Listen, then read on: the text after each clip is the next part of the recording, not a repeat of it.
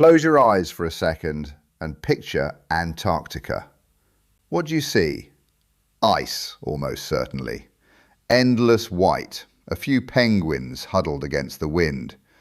And if you try to picture what lies beyond the edge of that image, more ice. Which is fair. The continent holds about 90% of all the glacier ice on Earth, and in places that ice is miles thick. To most of us, Antarctica has always been this way, and always will be. But that picture is wrong. Because once upon a time, this frozen continent was something else entirely. A world of lush green forest, of deeply strange animals, a place that came to a genuinely tragic end. A lost world, hidden now beneath the ice. And today, I want to take you back there, to Antarctica before it froze. Here's the first thing to understand. Today, Antarctica is the loner of the continents. It touches nothing, sits alone at the bottom of the world. But it wasn't always so antisocial. For a long stretch of history, it sat further north and was actually joined to its neighbours, connected to South America and Australia, or at the very least, linked to them by land bridges. And that mattered enormously, because it meant Antarctica was a stepping stone, a highway that life could travel across. Even the dinosaurs used it. We know this because near-identical sauropod fossils turn up in South America, Australia, and Antarctica, which tells us these animals were spreading right across the connection. And many didn't just pass through, they settled. Because back in the age of dinosaurs, Antarctica was warm, sitting further north in a warmer world overall, with average temperatures during the Cretaceous around 12 degrees Celsius. That's milder than Germany is today. So instead of the handful of hardy survivors we see now, Cretaceous Antarctica had a full cast. Theropods, ankylosaurs, duck-billed hadrosaurs, sauropods on land, and sharks and marine reptiles filling the seas. And the land itself would have been unrecognizable, green, wet, blanketed in rainforest of conifers, ferns, and ginkgos.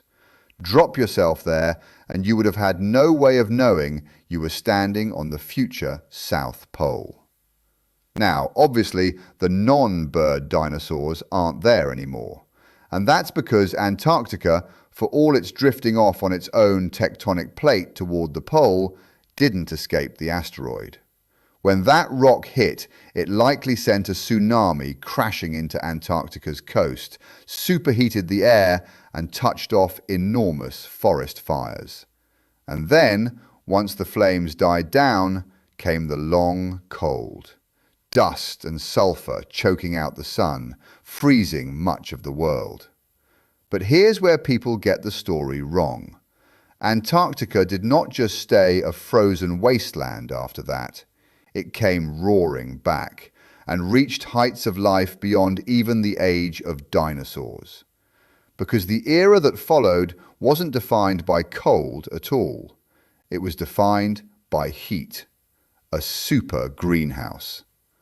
After the Cretaceous, carbon dioxide levels climbed, the planet warmed, and the Paleocene and Eocene epochs ran much hotter than today. During one event, the Earth may have hit its hottest point in 100 million years. And in Antarctica, that meant average temperatures around 25 degrees Celsius, about 77 Fahrenheit. That's Kenya. That's Antarctica as warm as Kenya. If you'd washed ashore there during much of this time, you'd have thought you'd landed on a tropical island. Palm trees, swamp cypress, water lilies, not a glacier in sight.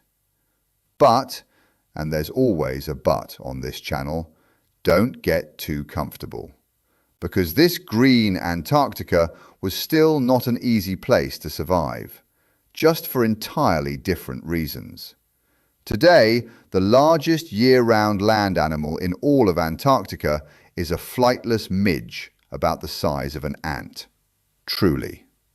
Back then, the top predator was a dinosaur. Now, I'm not joking, but I'm also not talking about a non-bird dinosaur. I'm talking about the closest thing to one that survived. A terror bird. And I know what you're thinking. Terror birds ruled South America, not Antarctica. And that's exactly where the land bridge comes back in, because it lingered after the age of dinosaurs, keeping the two continents at least periodically linked until around 40 million years ago. That let the terror birds come marching south. And thanks to recent fossil claws found on Seymour Island, we now know they were there. And this one appears to have resembled Forus racos, one of the big, fearsome, predatory kinds. Picture something the size of a male ostrich, standing around 8 feet tall, weighing in the region of 100 kilos, roughly 3 wolves stacked together, with a huge hooked beak for tearing prey apart and clawed feet for pinning it down. And despite the bulk, they were fast, able to run at speeds over 30 miles an hour. This was almost certainly the apex land predator of green Antarctica. Which raises an obvious question. If the biggest land animal today is a bug, what on earth was this giant bird eating?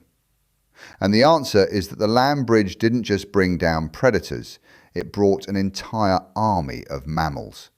We know about them largely thanks to the fossil-rich La Meseta formation on Seymour Island.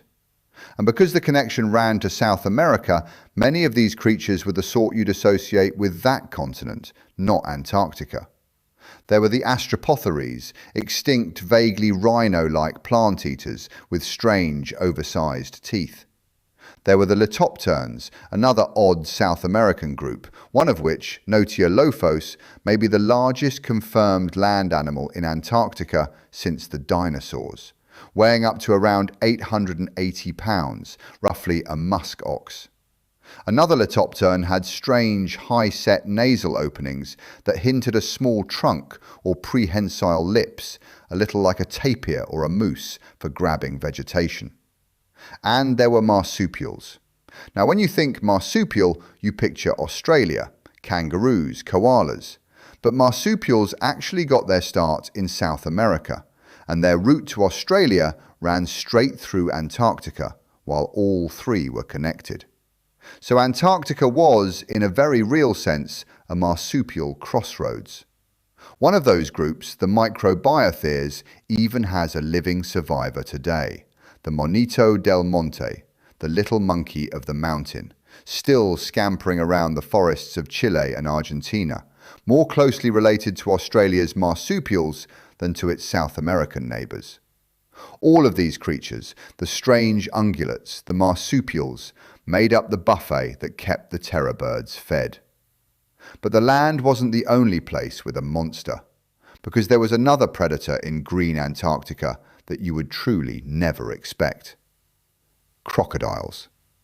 For years, paleontologists suspected crocs must have lived there, given the warmth and the land bridges, but they had nothing solid, until they found a single giant osteoderm, a piece of croc body armour dating to the Eocene.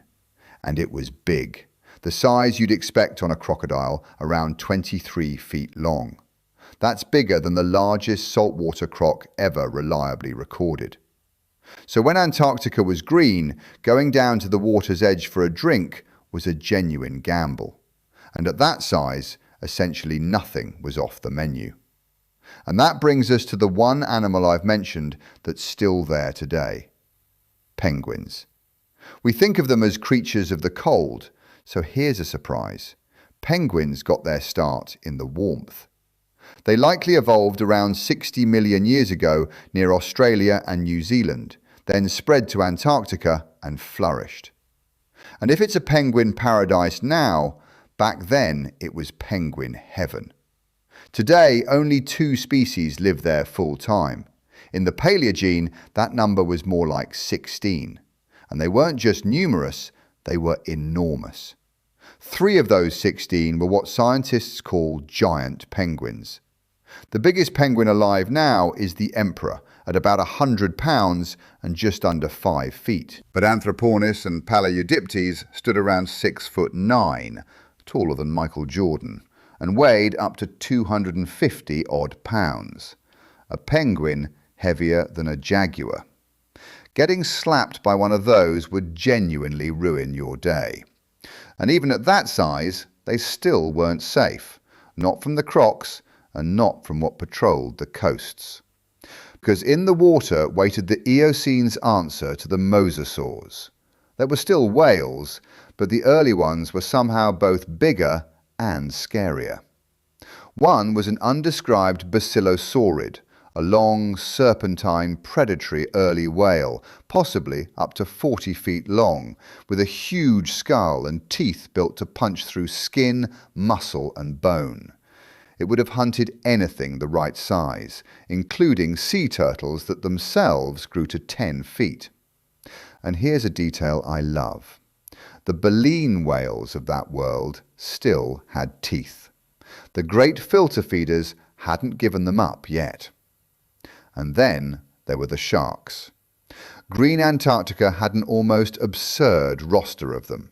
Requiem sharks, goblin sharks, gulpers, carpet sharks, seven gills, six gills, sand sharks, angel sharks, saw sharks, on and on. It was, in a sense, the Australia of the Paleogene. And among them swam two relatives of the most famous shark of all. Because two species of Otodus, the same genus that produced the megalodon, prowled these coasts as apex predators.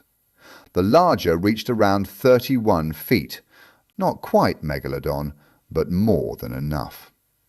And above the waves flew the strangest birds of all, the pelagornithids, the bony-toothed birds, whose jaws were lined with tooth-like spikes that weren't real teeth but looked the part, giving them a genuinely nightmarish grin. Some had wingspans of 16 to 20 feet, the size of a small plane, roughly a pteranodon.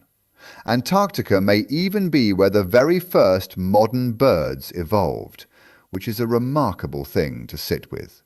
The frozen continent as a cradle of bird life. So, a green, tropical, thriving, lost world. Which leaves the saddest question. Where did it all go? The answer isn't pleasant, and it almost feels like Mother Nature held a grudge, because everything that could go wrong went wrong at once. It began with isolation. Antarctica finally severing its last land connections, opening the Drake Passage to South America and the Tasman Gateway to Australia. Any animals on the continent were now trapped, and that opening did something catastrophic. Around 34 million years ago, after 200 million years of a mostly warm world, temperatures suddenly plunged. And the culprit may have been that very isolation, because once those sea passages opened, they gave rise to the Antarctic Circumpolar Current, a ring of cold water that still circles the continent today, walling off the warm currents that once kept it mild. The first ice sheets formed. The native life, unable to adapt fast enough, was almost entirely wiped out. And as the ice spread and grew, it reflected ever more of the sun's heat back into space, making the cold feed on itself. Over the next several million years, the green world vanished under white, and there it has stayed, more or less unchanged, ever since. And that's the part that stays with me. We have the La Meseta Formation, this one keyhole view into what Antarctica once was. But it's only a keyhole. The rest of that lost world, its forests, its giants, its secrets, still lies buried under miles of ice, waiting. Though I'll be honest with you, digging it out would take a kind of cold, hard suffering I would very much rather leave to someone else. Thanks for watching, and until next time, keep looking up.